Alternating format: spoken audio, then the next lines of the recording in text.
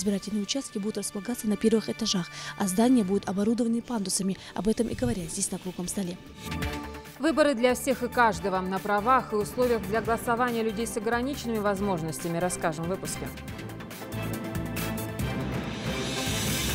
Ваша работа служит укреплению института семьи, формирует уважение к традициям, бережное отношение к пожилым людям и детям. Они в ответе за все самые важные вехи жизни граждан. Службе ЗАГСа сегодня исполнилось 100 лет.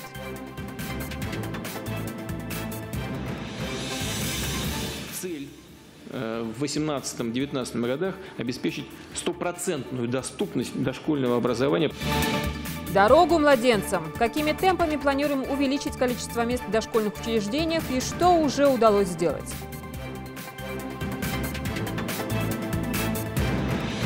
Даю рисунок, например, вот он, попугай, да, и с этого рисунка они начинают лепить. К чему бы ни прикоснулся, все становится искусством. Художник-скульптор Багаудин Цагов добавит немного красок в наш выпуск. Задания составляли из 38 вопросов по уровню сложности. Кто профессионал? Я профессионал. В будущем Всероссийская олимпиада с внушительными заданиями и невероятными возможностями.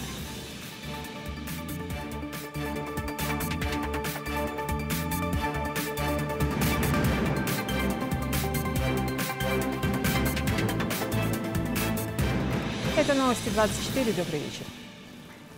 Официально стартовала кампания по выборам президента России. У кандидатов есть 3 месяца, чтобы пройти официальную процедуру выдвижения на съездах или получить поддержку на собраниях групп избирателей, сдать документы в избирком, собрать подписи и провести агитационную работу. Ну а что касается самих избирателей, особенно людей с ограниченными возможностями, обеспечение их прав стало главной темой круглого стола в Сунжи. Ирина Цичуева продолжит.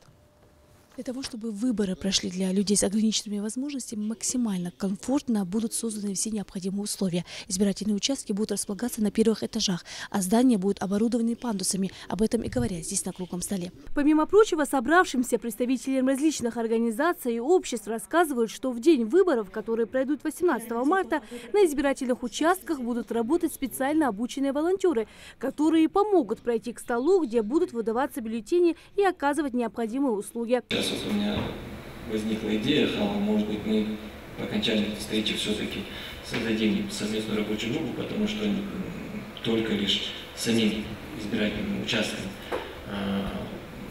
не ограничивается условия, можно есть и более широкую площадь необходимо охватить. Да? Волонтеры имеют право находиться с избирателем по желанию в кабинке. Это не противоречит закону, но голосовать избиратель должен лично сам. Работники избиркома республики приехали специально, чтобы выслушать все пожелания людей с ограниченными возможностями здоровья. Проверим подъезды к этим избирательным участкам. На избирательных участках специально мы отводим место для транспорта инвалидов, где они могли бы максимально подъехать и выйти и проголосовать. Есть и также списки людей, которые не могут самостоятельно прийти проголосовать. Для таких людей организуются выезды с урнами, специальные выездные мероприятия проводятся. Информацию о них заблаговременно территориальные участковые избирательные комиссии получают, и к таким людям выезжают именно на дом. Слабовидящим и полностью слепым тоже будет особый подход. Голосование пройдет по специальным бюллетеням, выполненным по методу Брайля. Также избирательные участки будут оснащены трафаретами, информацию о кандидатах напечатают крупным шрифтом. На сегодняшний день в нашей республике 65 140 людей с ограниченными возможностями здоровья. Это слепые, слабовидящие, глухие и слабослышащие, люди с нарушениями функции опорно-двигательного аппарата. В нашей республике очень хорошо поставлена работа по доступной среде, да? Поэтому более 90 даже, я скажу, процентов есть такая возможность, доступная среда у нас работает для слабовидящих и тотально слепых. Есть тактильная плитка, есть мониторы, есть указательные знаки, позывные кнопки, в общем, пандусы. Вот этот вопрос у нас почти решен. Поэтому в этом году мы сами даже ехали все участки, где там они уже готовы, посмотрели, осмотрели, были на селекторном совещании, много тоже для себя поняли. Такие круглые столы Центра «Доступная среда» традиционно проводят перед выборами, чтобы рассказать, какими правами пользуются избиратели с ограниченными возможностями здоровья, так как эта категория избирателей часто сталкивается с проблемами на участках. Руководитель общества слепых Адам Сагов признается, за последние годы сделано многое, чтобы люди с ограниченными возможностями здоровья чувствовали себя комфортно. Ну, мы не отличаемся от других регионов. Это обеспечение доступности избирательных участков, обеспечение доступности подъездов к избирательным участкам для инвалидов различных нозологий, то есть для людей, которые передвигаются на инвалидных колясках, для незрячих, для людей с ограничением слуха и речи и так далее. Это доступность информационных материалов в зависимости от специфики инвалидности. Немобильные граждане с ограниченными возможностями здоровья не останутся в стороне, потому что каждый голос должен быть услышан. К ним работники избирательных участков приедут на дом. Лина Цычоева, Магомед Урусханов, Новости 24. Сегодня свой профессиональный праздник отмечают все работники органов ЗАГСа в России. На этой службе 100 лет. За всем известной в нашей стране аббревиатуре ЗАГС запись актов гражданского состояния стоит ежедневный кропотливый труд работников, начиная от регистрации рождения нового гражданина страны и до самой последней записи в жизни человека. В Назрани состоялось мероприятие, наградили лучших сотрудников, в числе приглашенных сотрудники правительства и администрации главы. Амина Бокова расскажет. В этих архивах хранится вся информация, накопленная в течение 100 лет обо всех жителях республики, начиная от регистрации рождения и до самой последней записи в жизни человека. Вся эта кипа бумаг – ежедневный кропотливый труд работников службы ЗАГСа. Мадина Калоева здесь всего полгода. Так уж сложилось, но по традиции в коллективе ЗАГСа почти все 100 лет трудятся одни женщины. Несмотря на небольшой стаж, Мадина уже успела зарегистрировать десятки актов о рождении, заключении и расторжении брака, усыновлении, удочерении, установление отцовства, перемены имени и смерти. Сейчас она работает над архивными документами 1940 года, где, кстати, нашла записи о своих родственниках. Архив сам по себе хранится 100 лет. Ну, у нас даже есть моя бабушка тут в архиве, я скажу. История службы ЗАГС началась ровно 100 лет назад. В этот день был подписан декрет о гражданском браке, о детях и ведении книг актов состояния. С вековым юбилеем поздравляют сегодня работников Ингушского ЗАГСа, представители правительства и администрации главы. Ваша работа служит укреплению института семьи, формирует уважение к традициям, бережное отношение к пожилым людям и детям. Убежден, что ваш творческий потенциал, преданность к своему делу, ответственность будут и впредь служить повышению престижа семьи и роли органов ЗАГС в государстве. В этот знаменательный день желаю всему коллективу службы ЗАГС Республики Ингушетия счастья, крепкого здоровья, благополучия и дальнейших успехов в работе. С уважением, глава Республики Ингушетия Юнусбек Бангериевич Евкуров. Трудно представить современную жизнь без вашей деятельности. К вам обращаются люди по самым важным вопросам.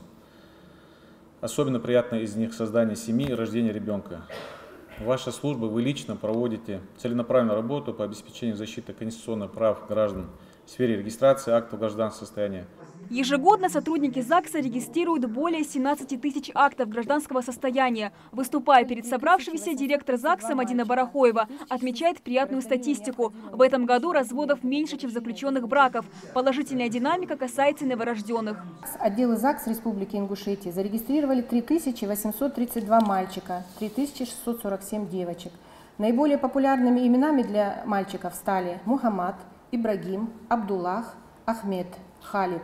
А для девочек Хадиджа, Аиша, Амина, София, Алия. В нашей республике функционируют 6 отделений ЗАГСов. Представитель каждого из них сегодня здесь. Лучших из них награждают грамотой от главы республики.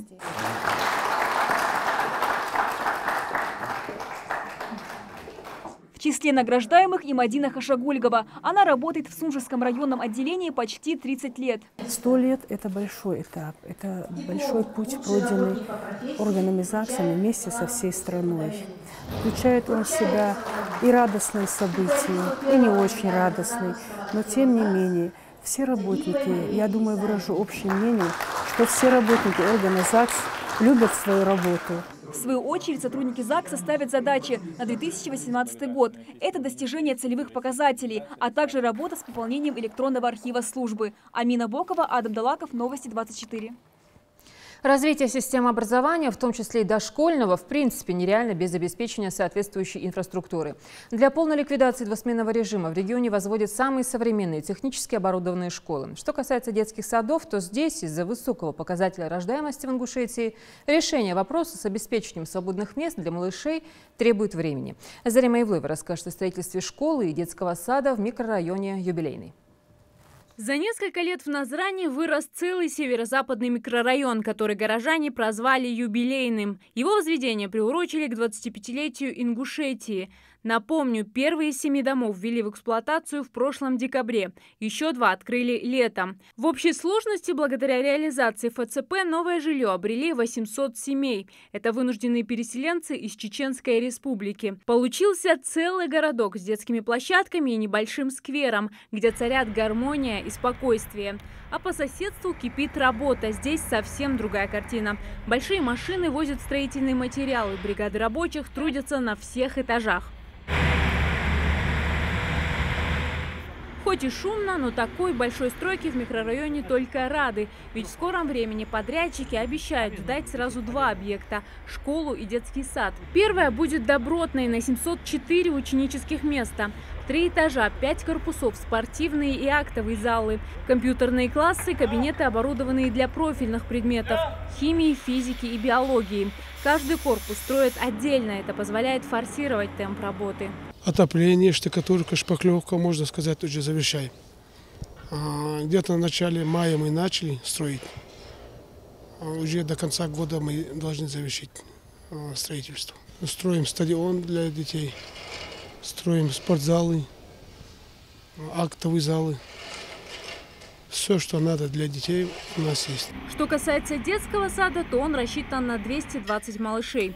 Здесь предусмотрено 2 корпуса и 3 этажа. Все коммуникации подведены. Сейчас рабочие заняты установкой окон, внутренними работами и облицовкой здания. На этом месте героям России, главой Республики Ингушетия Юзбеком Андреевичем Евкуровым было дано поручение построить амбулаторию. И на этом месте у нас планируется открыть Почту России. То есть это город в городе. На последней пресс-конференции президент страны Владимир Путин отметил, что в России в целом за последние годы удалось переломить ситуацию с нехваткой мест в детских садах. А если быть точнее, эта цифра снизилась с 500 000 до 63 000. В ближайшем будущем акцент также будет делаться на создании мест в яслях, чтобы молодые мамы не засиживались в декрете. Цель в 2018-2019 годах обеспечить 100% доступность дошкольного образования по этой категории. В планах создать более 326 000 ясельных мест. Тоже как цель для того, чтобы и поддержать семьи с незначительными доходами, и для того, чтобы улучшить демографические показатели. Работники образования давно отмечают, что возведение школы рядом с дошкольным учреждением – самое правильное решение. Это так называемый процесс преемственности образовательных учреждений.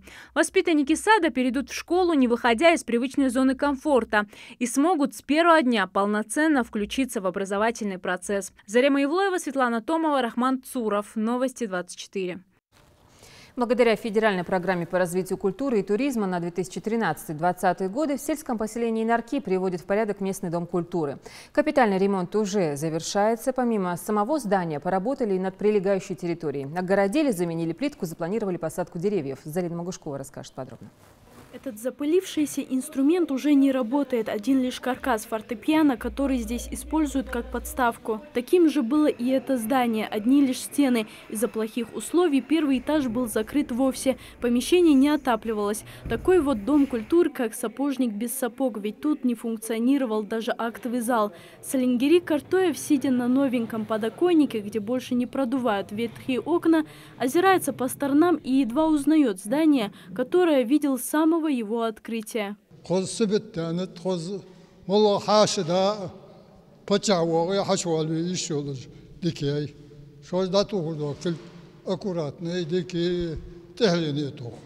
Здание 1983 года ранее не ремонтировалось. Капитальный ремонт начали благодаря программе по развитию культуры и туризма на 2013-2020 годы. Она разработана Минкультом России, в частности, для развития культуры в селах.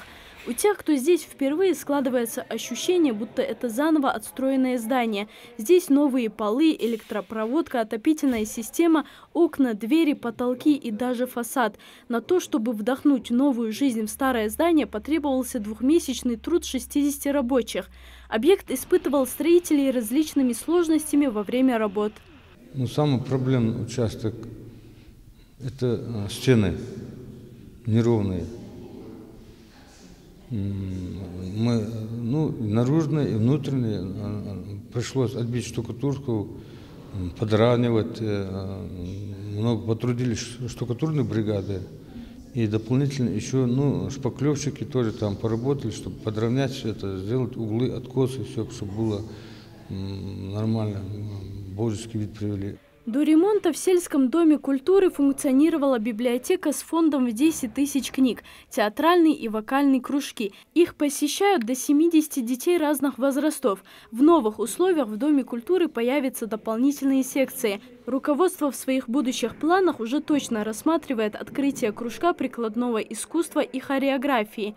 Помимо основного актового зала заработает малый. Появится артистическая комната. За счет всего этого здесь обретут работу незанятые местные жители. Здание находится при въезде села. Это, считаю, это наша визитная карта ДК. И в таком состоянии, здание в таком состоянии, это было печальное, конечно, зрелище. Но для нас сегодня то, что вы видите, конечно, это для нас очень значимое событие. Урусхан Хамчиев помнит, как совсем маленьким ходил сюда вместе с друзьями в кинозал. В то время здесь показывали художественные фильмы советского кинематографа и популярные на тот момент индийские фильмы. Те самые сельские мальчишки уже давно выросли, и требования к Дому культуры теперь совсем другие. К примеру, в Инарки не хватало удобного места для проведения сельских сходов. Собрание халуш, нахваша кет беш халуш, юстас дагвал беш халуш, школе ще гандеш ауте классишкер, береш аля дяхай, тише собрание жеш, тише сходы жеш кистатха. Хаш хат уари, пача уари, хакимж уари, бусум нах дагбал вашах кет, метигир дагбал, юсташ ня дукку мухли ваша кет метик. Обновления видны и на прилегающей территории, которую огородили, обложили новенькой плиткой и завезли чернозем. Позже здесь посадят деревья и цветы, а пока зелени здесь только новогодняя елка. Ведь капитальный ремонт завершится совсем скоро, до новогодних праздников, чтобы юные таланты хором зажгли первые огоньки и уже в 2018-м начали все с чистого листа. Залина Могушкова, Магомед Дидигов, Новости 24. Завершилось объявленное 16 ноября голосование на портале «Назови мост РФ», в ходе которого россияне определились с названием строящегося моста через Керченский пролив. С огромным преимуществом победило уже активно используемое в прессе и в социальных сетях наименование «Крымский мост». Именно оно появится на всех географических и топографических картах, а также официальных документах и дорожных указателях. На втором месте с отставанием более чем 2 раза название «Керченский мост», на третьем – «Мост воссоединения». Голосование проводилось в течение месяца с 16 ноября. Провести его в 2016 году на большой пресс-конференции предложил президент России Владимир Путин. Мост через Керченский пролив самый длинный в России и один из крупнейших в Европе. Его протяженность 19 километров. Автомобильное движение по мосту откроется в 2018 году, железнодорожное в 2019. Имя талантливого художника-скульптора Багаудина Сагова хорошо известно любителям живописи нашего региона. Он стоял у истоков создания музея ИЗО в Ингушетии. Багаудин работает в небольшой мастерской в Сунже. Здесь, кстати, есть не только живописные работы, но и изделия из дерева, камня и глины. Особую линию в творчестве составляют произведения исторического характера. За всем этим наблюдала Амина Бокова.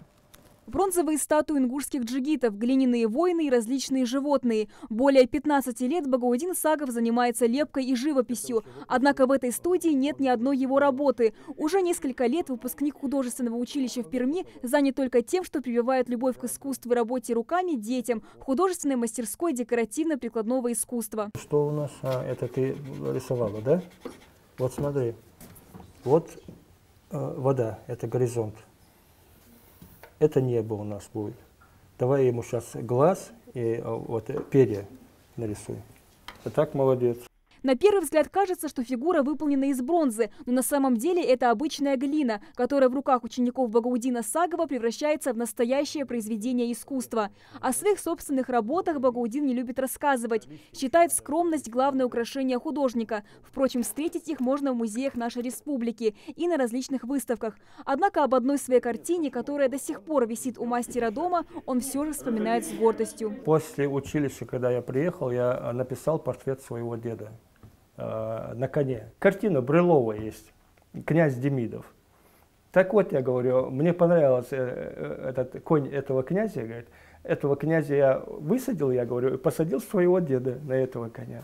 Любовь к искусству, вспоминает мастер, зарождалась постепенно. Сначала родители записали в художественную школу, а позже уже сам понял, что не может жить без любимого дела и хочет обучать искусству других. Сейчас у Багаудина 15 учеников. Все, что есть в этой мастерской, дети смастерили своими руками за какие-то 3 месяца. Особенно здесь любят лепить животных. Прежде чем лепить, я, вот видите, алюминиевый провод. Я делаю каркас. Каркас делаю я сам, потому что дети гнуть и анатомию они, этих животных, конечно, не знают. И я им подготавливаю каркас. Укрепляю его на ДСП и даю рисунок. Например, вот он, попугай, да? И с этого рисунка они начинают лепить. На лепку одной фигуры, в зависимости от сложности работы, в среднем уходит больше недели. Многое тут зависит от качества глины. Чем больше жирности в ней, тем меньше она трескается. Поэтому для своих работ Багаудин Сагов привозит глину из селения Галашки. Особая гордость художника – картины, нарисованные его учениками. Ими завешаны все стены в студии. Багаудин считает, что портрет – самый сложный жанр в искусстве, поэтому его подопечные относятся к своим будущим рисункам с особой ответственностью. Я буду рисовать цаплю. Она у меня будет разукрашена яркими цветами. Я буду использовать голубой цвет для моря. А для дерева буду использовать светло-коричневый цвет. Для цапли я буду использовать серый.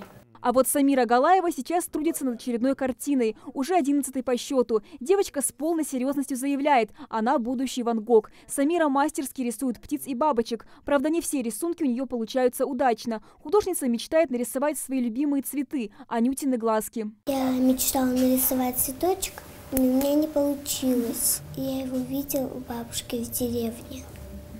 У них много там таких цветов. Подсказать и направить считает своей главной задачей Багаудин. И когда-нибудь, надеется мастер, его ученики своими работами прославят Ингушетию на весь мир. Альмина Бокова, Рамзан Миржоев, Новости 24. «Я профессионал» – масштабная образовательная олимпиада нового формата для студентов разных специальностей – технических, гуманитарных и, естественно, научных. Вопросы олимпиады рассчитаны в первую очередь на студентов старших курсов, но испытать себя и проверить уровень своего профессионализма может каждый. О том, как проходит это испытание студенты Ингушского госуниверситета, расскажет Индира Манкиева.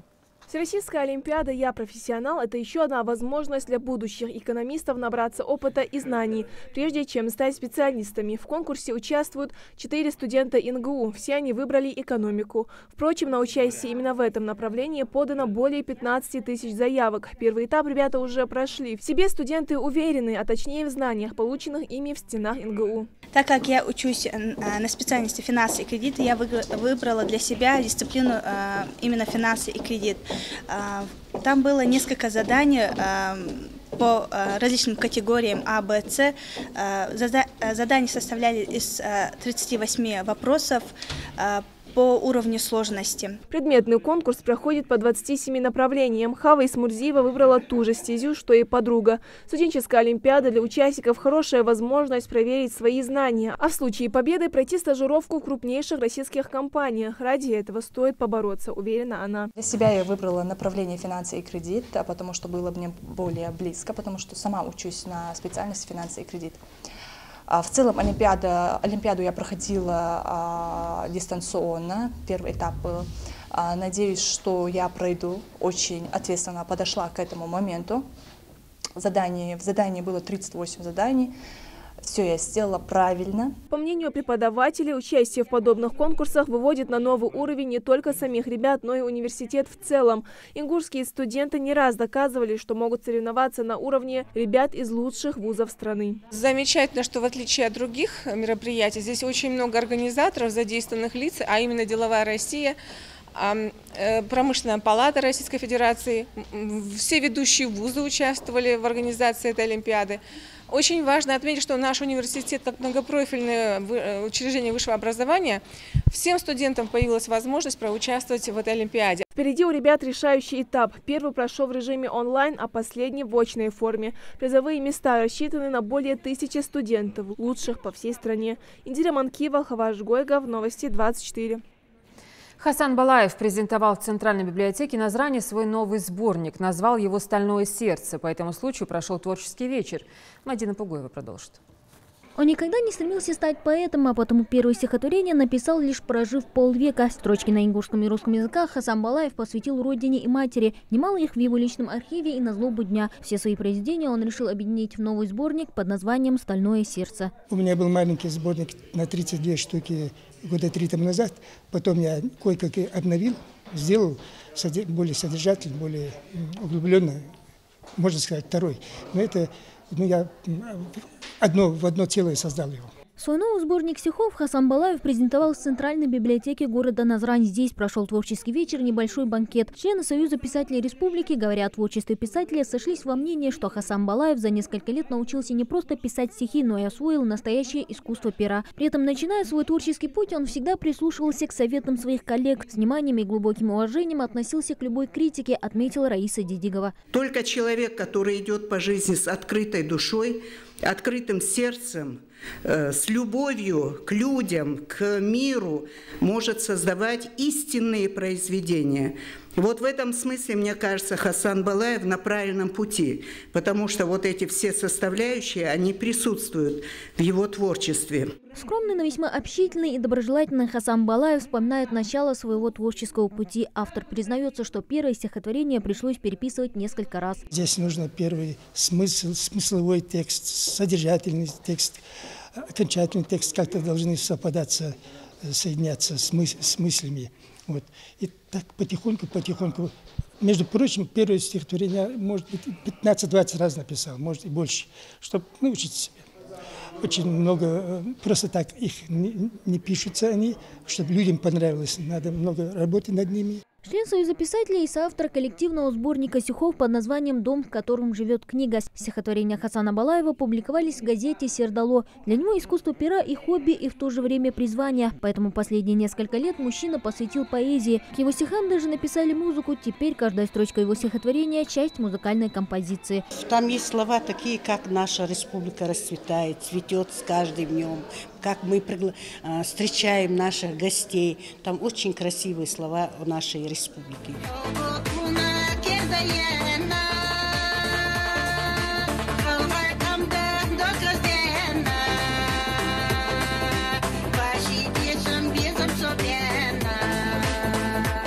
Пока в свет вышло лишь 100 экземпляров новой книги, половину из них уже можно увидеть на полках самых крупных библиотек республики. Очень скоро они будут доступны не только научному обществу, но и широкой читательской аудитории. Мадина Пугоева, Хаваш Гойгов, Новости 24. В преддверии Нового года магазин для гурманов подготовил для своих покупателей много сюрпризов. Купить все необходимое к праздничному столу, приобрести подарки для близких, сладости для малышей – все это можно именно здесь. Время еще достаточно. Репортаж Маки Келематовой. Готовая кухня – особая гордость сети магазинов для гурманов. Квалифицированные технологи, повара и кондитеры приготовят для желающих блюда на любой вкус. В ассортименте более 50 наименований тортов, богатый выбор мясных и мучных блюд, более 30 наименований салатов.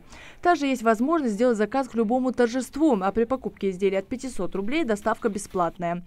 Абсолютно вся готовая продукция, мясные блюда, салаты или кондитерские изделия готовятся в отдельных цехах, расположенных здесь же в здании магазина. Повара и кондитеры удивляют покупателей блюдами и десертами. Секрет в том, что мы готовим с любовью и стараемся для своих покупателей. Здесь представлены товары любой категории – химия, бакалея, фрукты и не только. В отделе сладостей же просто глаза разбегаются от разнообразия ярких конфетных фантиков. Огромное количество товаров в красивой подарочной упаковке. Высказать пожелания, претензии к кухне или замечания по поводу качества и свежести продукта можно по телефону доверия. Сети магазинов для гурманов ежегодно проводят разные акции. В преддверии Нового года администрация магазина приготовила для жителей республики ценные подарки. 26 числа этого месяца, декабря, у нас происходит ежегодная акция подарков. Каждый покупатель, который покупает на 5000, получает купоны до 25 числа. А 26 у нас идет розыгрыш. Ценные призы. Призы бывают разнообразные. Мы ждем всех обладателей наших карточек 26-го с 15 до 17 часов. У магазина есть постоянные покупатели, которые довольны качеством ассортимента, предоставляемого здесь. Все вкусно готовят, цены мне очень сильно устраивают и срок хороший. Сегодня я пришла закупиться продуктами. Готовая продукция, это вот здесь очень вкусно бывает мясо по-французски, куры табака. Также я всегда покупаю здесь овощи, фрукты. Сеть магазинов для гурманов обеспечивает своих покупателей широким ассортиментом товара с 2003 года. Первый магазин открылся в Назране по улице Чеченская, 5. Позже в Магасе Пагагиева, 3 и в Карбулаке по Асканова, 97. Мага Келиматова, Хаваш Гойгов, Новости 24. Сегодня стартовал республиканский турнир по боксу среди юниоров в весовой категории от 49 до 91 килограммов. Только в первый день турнира состоялось 14 боев. Победители чемпионата получат право представлять регион на первенстве Северокавказского федерального округа. Репортаж Юсупа Гелисханова. Легкая разминка перед каждым боем для Мустафы Цуроева обязательна. Спортом он занимается не первый год. Но даже опыт выступления на многих турнирах не спасает от волнения. Его сегодняшний оппонент в весе 60 килограммов Магомед Индиев – соперник не из робкого десятка. В первом раунде боксеры больше изучают друг друга, во втором же включаются в активную борьбу.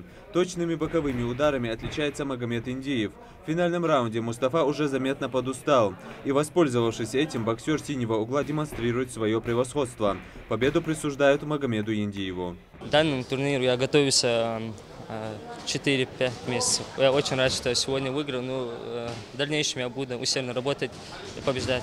За зрелищными поединками на ринге не сводят глаз зрителей. В числе самых активных болельщиков и обладатель 2 чемпионских поясов. Победитель недавно прошедшего в Ингушетии турнира профессионального бокса герой ринга Исмаил Илиев. Профессиональный боксер по себе знает, насколько важна для спортсмена поддержка. Этот турнир республиканский, это отборная СКФУ. У нас они юниоры 18-18 лет. Боксеры очень хорошо подготовлены, видно, что тренера очень хорошую работу делают. Тем временем на ринг выходят Умар Костоев и Абдулкарим Дзейтов, весовая категория до 60 килограммов.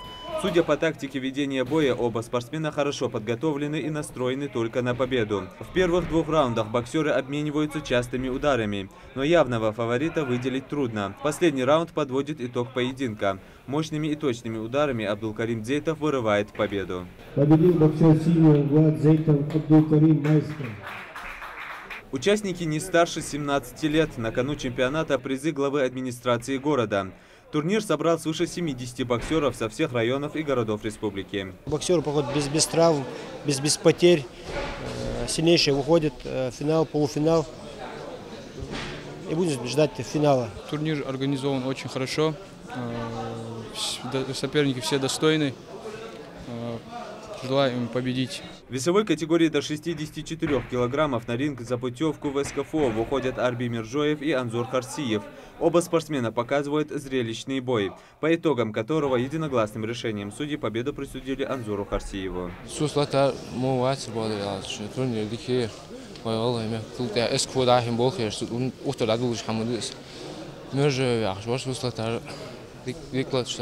Это только первый день турнира, в рамках которого состоялось 14 боев. Соревнования продлятся до 21 числа, а победители чемпионата будут представлять наш регион на первенстве СКФО. Юсуп Гелисханов, Адам Далаков, Новости 24. Следите за новостями на канале Ингушетии и до встречи в эфире.